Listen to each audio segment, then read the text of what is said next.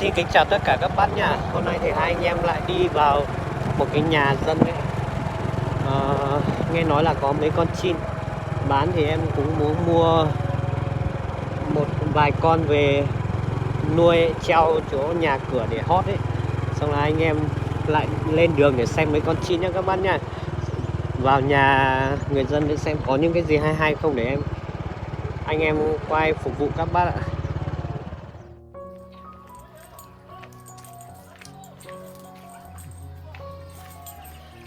Hôm nay vào nhà xem một nhà dân nhé các bác nhé, em xem chim nhé, xem có gì hay hay không.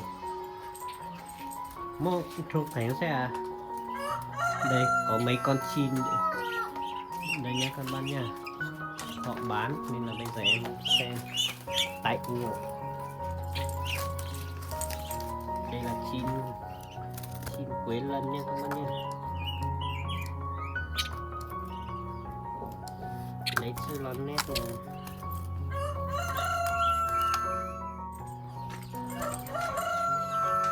Đây là loại quả dành cho chim ăn nhé. Đây có một con đây nữa. Một cái kỹ đó là tôi có 6 quá đang sinh rong. Dấu giấy dấu thêm lét rồi hả? Con này là chim ngũ sắc, biết đủ tay nó.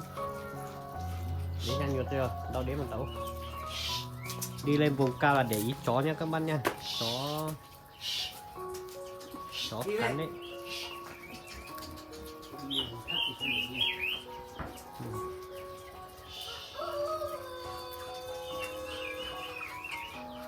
Ôi tụi tôi có đằng rồi, tụi đi ra tí.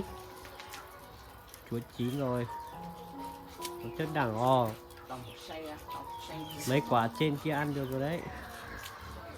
Có cả điện. Đây. Đi hình nó chốt rồi. Vâng. Đây có mấy cây điện lan đây nhé các bác nha. Đây. Có cả cây chanh rừng đây các bác. Chanh này thì thoải mái rồi, ngân mật ong thì đúng chất luôn.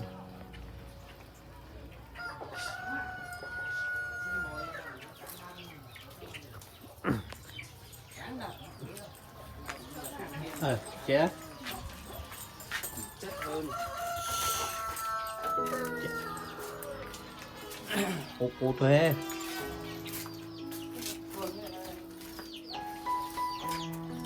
cái máy chết tối màu thôi quanh ngược sáng.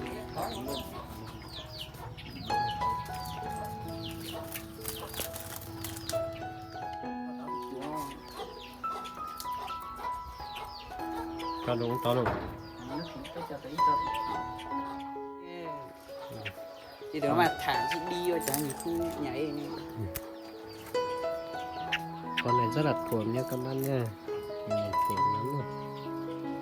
Thấy long tàng rất được ở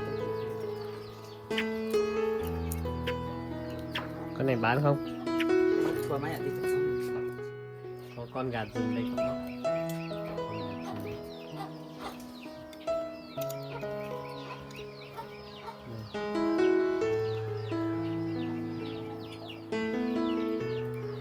Con này vừa đá nhau nên là màu của nó bị rách một tí các bác, bây giờ mới bắt đầu lành. Màu của nó đang bị thương, bây giờ mới bắt đầu lành.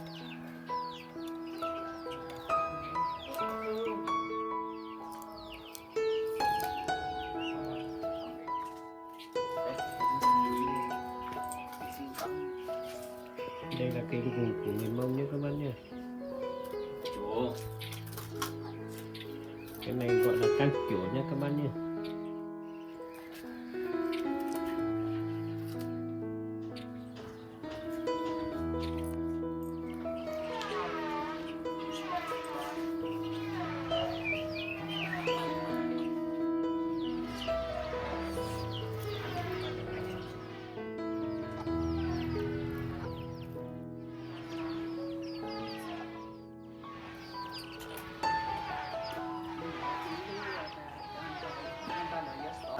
Đúng lên trả lời con.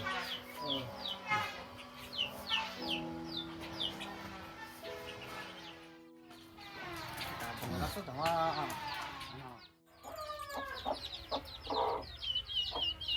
Đây là những cái dụng cụ để ra đồng nhé các bác nha, cái dụng cụ để đi cày đấy các bác. Đây. Còn đây là cái bừa của người Mông nhá. Ngày xưa thì nó làm bằng gỗ nhưng bây giờ họ có thể hàn bằng sắt rồi các bác ạ. Còn đây là cái cày, mùa làm thì người ta hạ xuống để đi làm, còn mùa không làm thì người ta rửa sạch rồi treo lên như thế này để nó không bị mối ăn hay là không bị mọt gì đấy các bác ạ. gì là nó này tan tí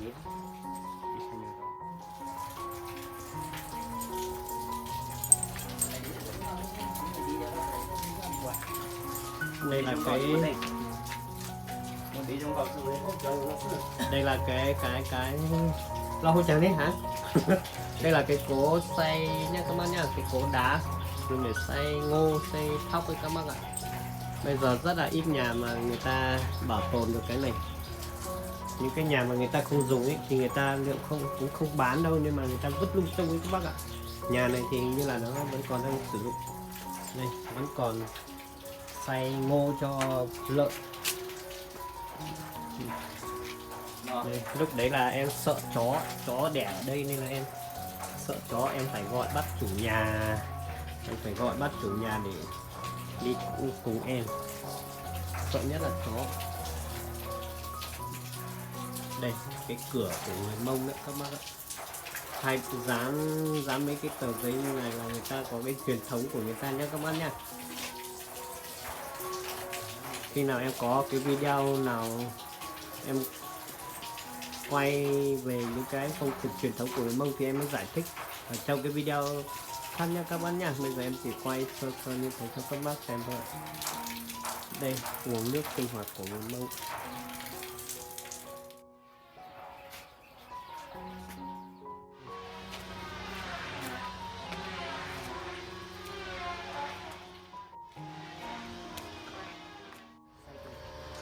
Cây mận đây các bác ạ. Bây giờ mùa này mận đã bắt đầu ra hoa rồi nha.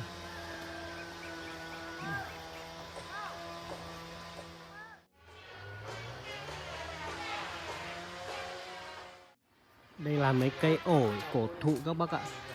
Nhìn vóc dáng khá là đẹp luôn.